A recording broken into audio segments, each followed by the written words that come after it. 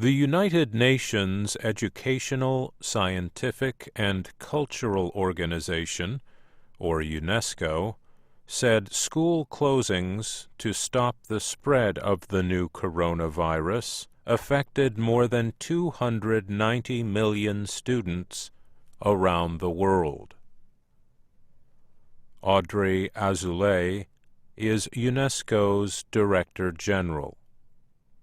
She warned that the global scale and speed of the current educational disruption is unparalleled and, if prolonged, could threaten the right to education.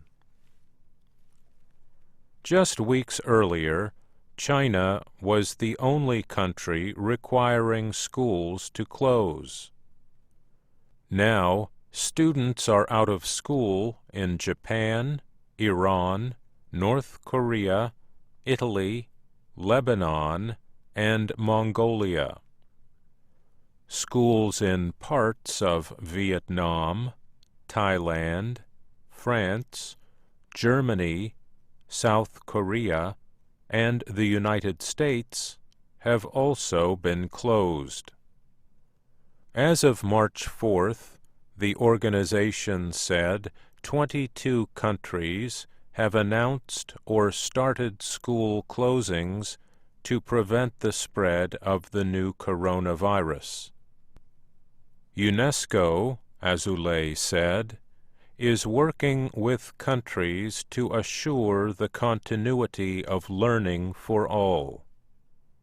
And the organization will call an emergency meeting of education ministers on March 10th to share ideas on how to continue learning and make sure all children are included in the plans. The organization is helping countries affected by the closings to set up large-scale distance learning programs. It suggests free software that the schools and teachers can use to reach learners. However, school closings can cause several problems. The biggest one is less time spent learning. Another is that parents need to divide their time between work and childcare and may lose income. Families who are already struggling cannot always help their children with home learning as can those who have a better economic situation. In China, teachers came back to work after the Lunar New Year holiday to learn they would have to teach online. For some, it was the first time they had to do that. Mr. Li in Chengdu teaches English to public high school students. He said he is teaching mostly grammar or vocabulary, because it's not convenient for students to read, because some of them have a computer. Some of them just have phones. Lee added that some students had gone to homes in the countryside without their textbooks. He said the local school district coached teachers on how to use software for online teaching.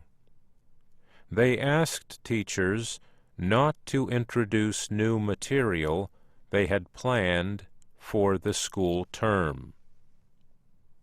At the beginning, the students seemed quite interested, he said.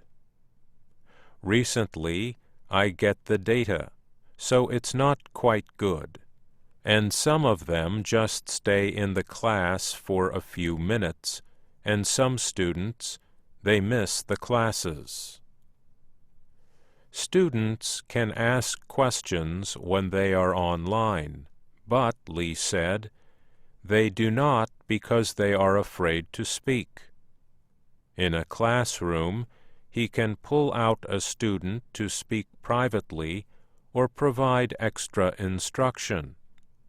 But that is not always easy to do online. Lee said that he has learned to cherish in-school communication with students and will provide more chances to do that when they return. Until they do, Lee said, it's a challenge for them to become more independent.